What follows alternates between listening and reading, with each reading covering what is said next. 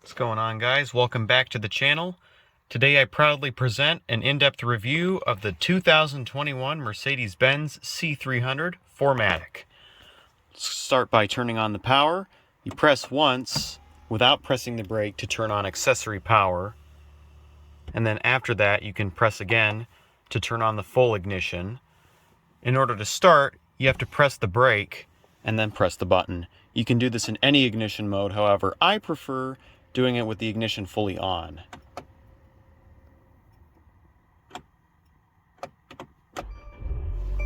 Okay, momentary hiccup there, but started right up. Got full power steering and a leather-wrapped steering wheel. Nice horn sound. Paddle shifters on the back, which I'll talk about later. Starting with the instrument panel, that's controlled through the left side toggles. You have the back button, home button, and then this is your gesture control. So you swipe right, left, up and down, and then press in for enter. So in your service menu, you have messages that may be displayed if there is an error. Tire pressure, reset tire pressure monitoring system, Assist Plus, so it tells you when service is due, coolant temperature, engine oil level, and then fuel consumption info. Assistance graphics,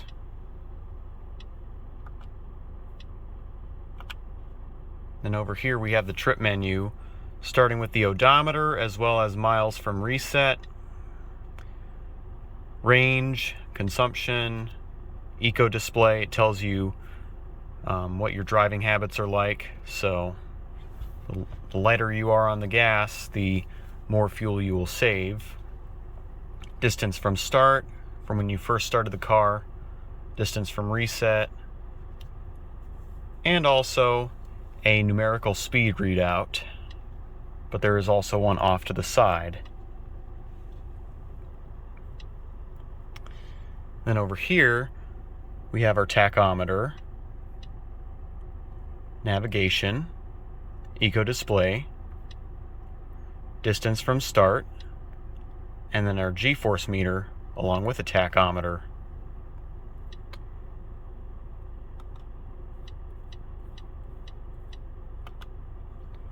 Display designs, it's got 3 different modes. We're in progressive mode right now, which I like the best.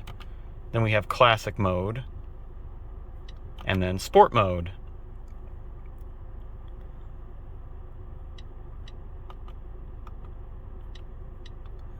Phone settings, you have to have a Bluetooth device connected. Media settings, so this also has to do with Bluetooth audio. Radio settings, so you can see what channel you are on. However, I'm just going to mute that for copyright reasons. But you can change the channel using this rocker if you so wanted to, but you can already do that with this one. I'm going to go ahead and go to navigation.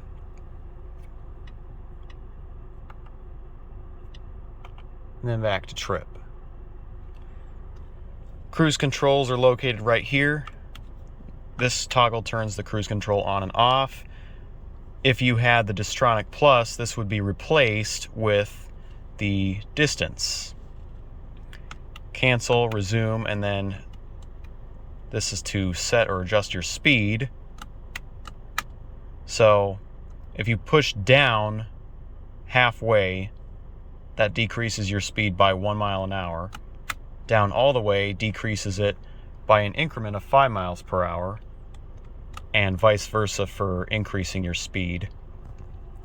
So what that means is if you were going 43 miles an hour and you did that, you'd be going 40 now instead of 38.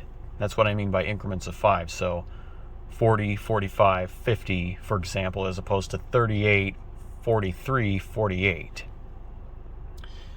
Over on the left, we have controls for the turn signals, high beams, washer fluid, as well as our automatic windshield wipers. Gear selector is over here. This controls the 9G-tronic. When you put it in drive from park, it takes the parking brake off automatically. Then up for reverse.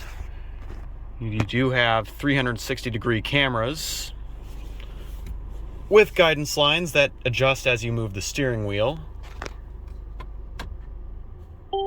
So when you're in reverse and you click it down halfway, that puts you into neutral. And if you wanted to go from neutral, or from drive to neutral, you would have to push up halfway. And then you get this warning that says neutral is permanently active, meaning, you know, you shifted to neutral, and then when you turn off the car, it won't go back into park. So you have to engage park manually.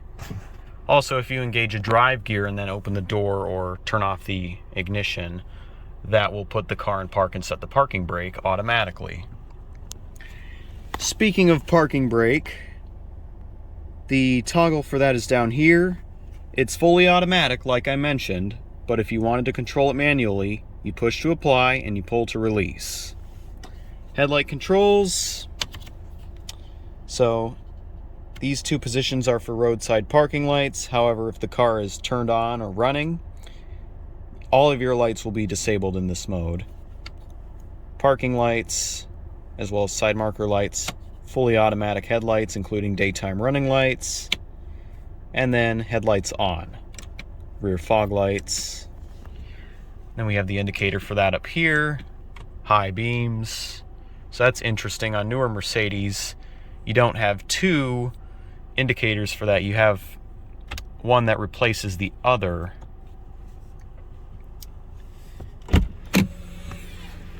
So the parking brake automatically applies when you're in park and you open the driver's door without the seatbelt fastened, or you switch off the ignition. We're going to go ahead and pop the hood and turn on the hazard lights.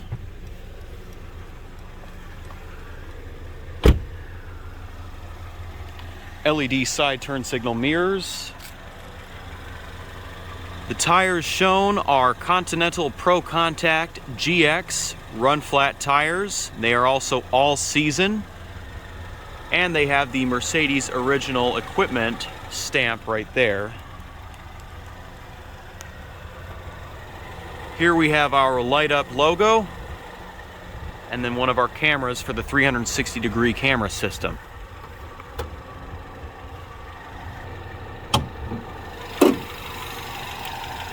The engine is a 2-liter turbocharged 4-cylinder, good for 255 maximum horsepower.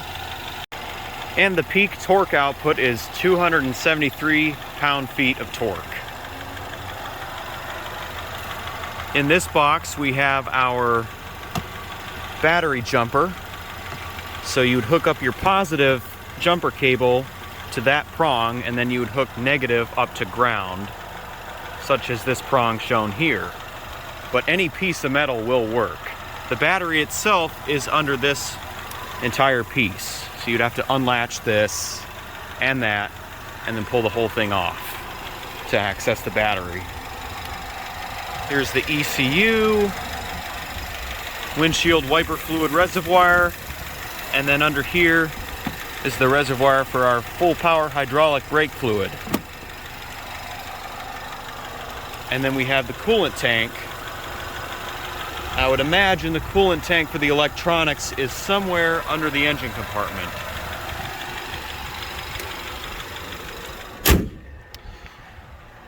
It's got full LED exterior lighting, standard from the factory now, which is an upgrade from the previous facelift, which had halogen headlights standard. However, you can opt for full adaptive LED headlights, which will also include automatic high beam assist. These are just the static LEDs. But they are an amazing headlight system nonetheless. Tail lights. And here's what it looks like when the rear fog lights are turned on. There's only one rear fog light, it's on the left side. none on the right. However, I would imagine that these lights down here act as a substitute light in case something were to happen. As far as trunk space goes, it's pretty decent. Got a light in here. It does not appear to be an LED, so full LED exterior lighting but not interior. Got some lug nuts, so equipment to remove the lug nuts and change the wheels if you so choose. Up here we have our power trunk close button as well as close and lock. So if you were out getting groceries, you can just press that lock button. Don't have to worry about hitting the button on the key or touching the door handle. But anyway, stepping back in, go ahead and shut the hazards off. Off to the side we have the controls for the heated seats, as well as the seat controls. That's to move it forwards and backwards. That controls the leg extension, and that tilts the seat forwards or backwards, and then this is to move the headrest up or down. And the passenger seat has the exact same controls as the driver's seat. Lock and unlock, 3-person memory, same on the other side. Burmester audio system, very cool. Window controls, so driver side, passenger side, power folding.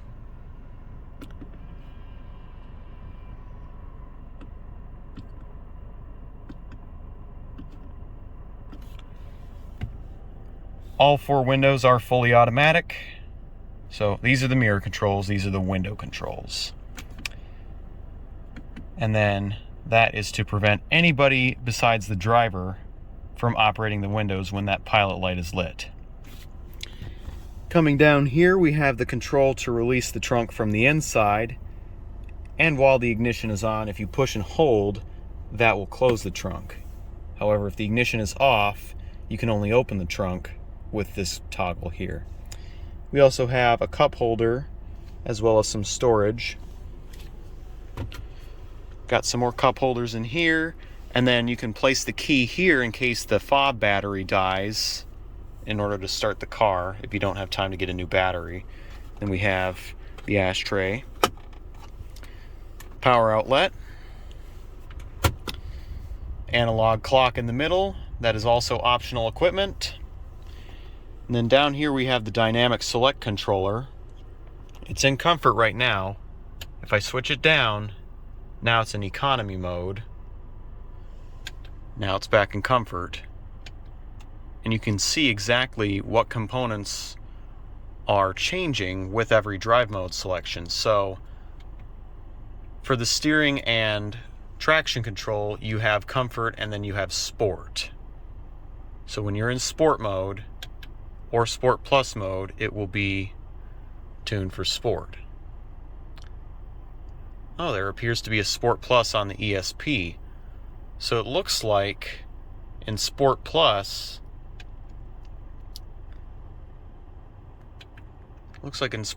the engine does not have a sport plus setting. That is different. But anyway, in individual mode, you can program it to be your own. And on this model, you have Eco, Comfort, Sport, and then Manual. So I've basically set this up to be Sport Plus. Difference is manual versus automatic shifting.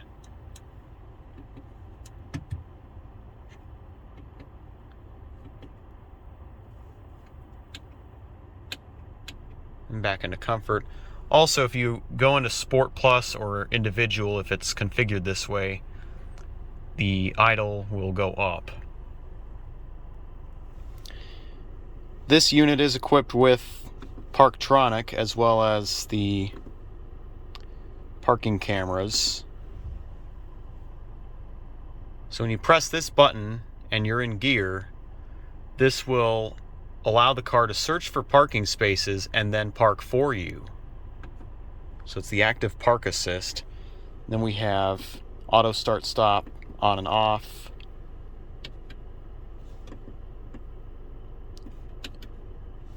And for some reason it doesn't want to turn off. Oh well. Back button, home button, and this is to turn on and off the command system. Which brings me to the buttons over here. We have navigation, which when you're in the radio mode, it displays it partially off to the left. Media, so this is for if you wanted to go into Bluetooth or if you wanted to plug something in under here. Got some more storage, and then we have the USB ports right there, which you can connect phones to. And then we have our touchpad here. You can write things down. So that's if you didn't want to use this wheel or the gesture control on the steering wheel. But here we have our favorite, voice control, as well as answer and decline a call, volume rocker, as well as a mute when you push in. Same deal here, push into mute. Then we have our telephone setup. So that's when you can write things down. But if you have no phone connected, it will prompt you to connect a device. And then we have our vehicle settings. So I've already discussed dynamic select. Then we have our assistance devices. So you can turn on and off the traction control in this menu because there is no toggle for it. You can set the cameras. Turn off the early warning, as well as the audio fade out during warning tones. So what that does is if your music's playing and then your parking sensors detect you're about to hit something or you're getting close to something, it will turn down the volume or mute it entirely so that all you hear is that warning alarm.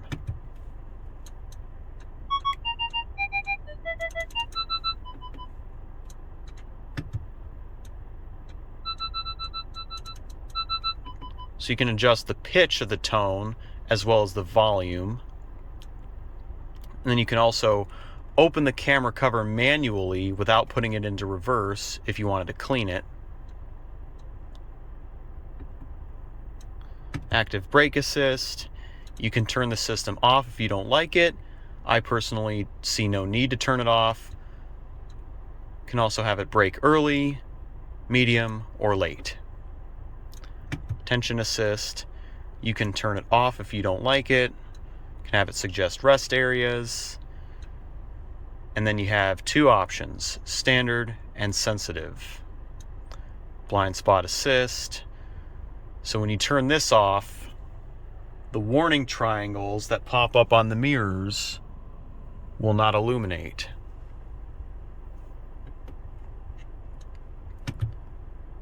All right, fuel consumption. So this tells you how your fuel economy has been over the past few minutes. Light settings. You can adjust the ambient light settings in this menu.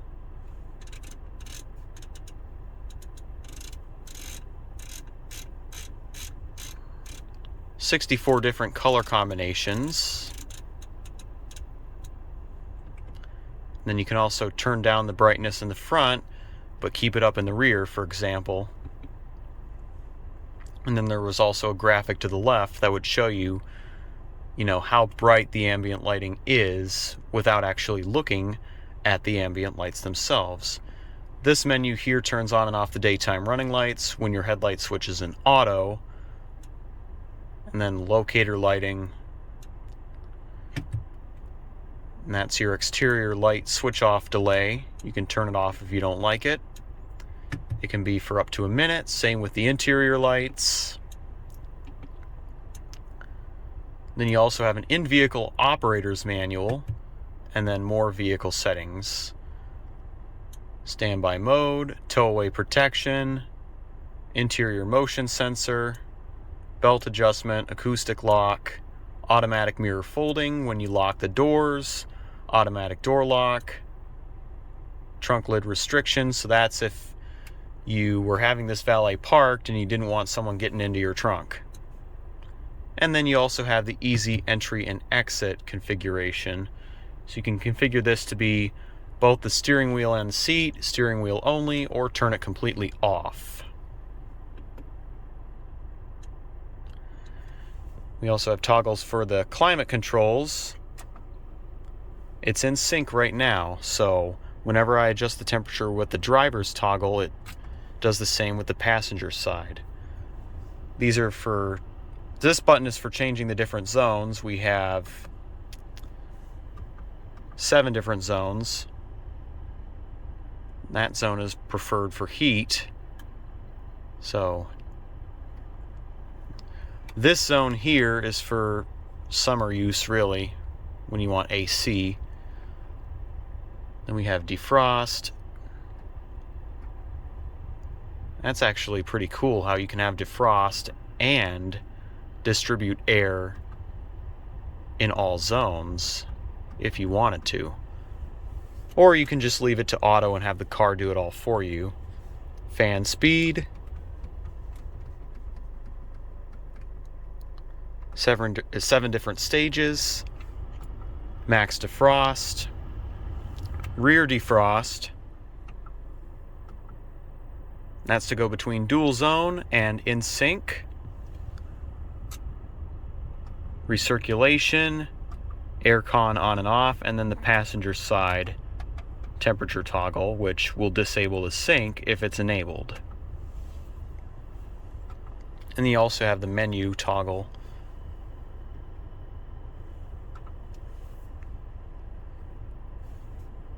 Which basically gives you a control overview of the climate settings. And then climate vents up here. Turn it left to close, turn it right to open.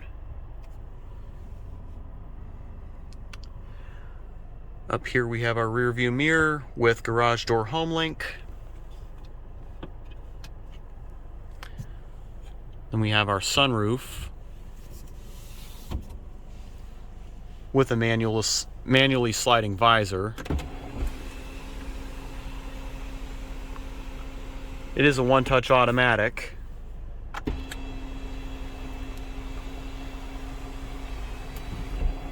Can also tilt it open.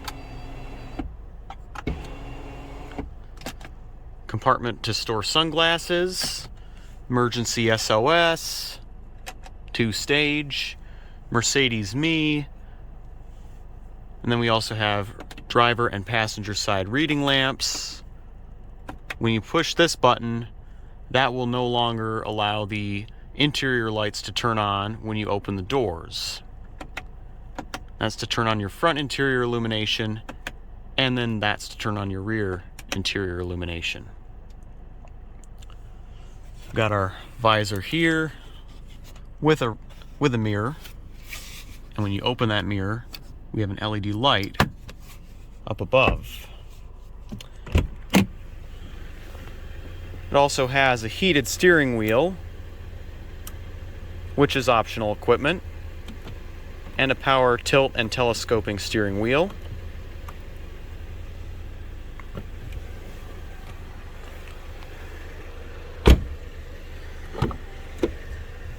Moving into the back, we have our climate vents. They close and open much like the ones in the front. Automatic window control.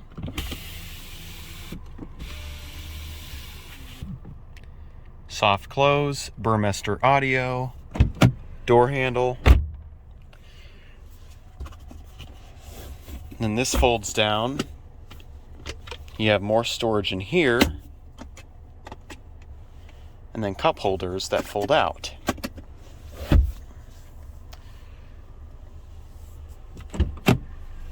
Legroom is decent. Then you also have a toggle to turn on the rear interior reading lamps.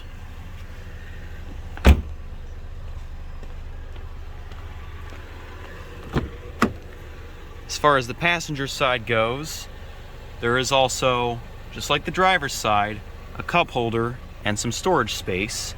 And then there's a net where you can store even more stuff. Then we have the glove box. So this toggle will lock the trunk. Decent amount of glove box space. All right, I think that pretty much wraps up the tour. I hope you guys enjoyed. If you did, make sure you leave a thumbs up. Subscribe if you're new, turn on post notifications, do what you guys do best, and peace out till next time.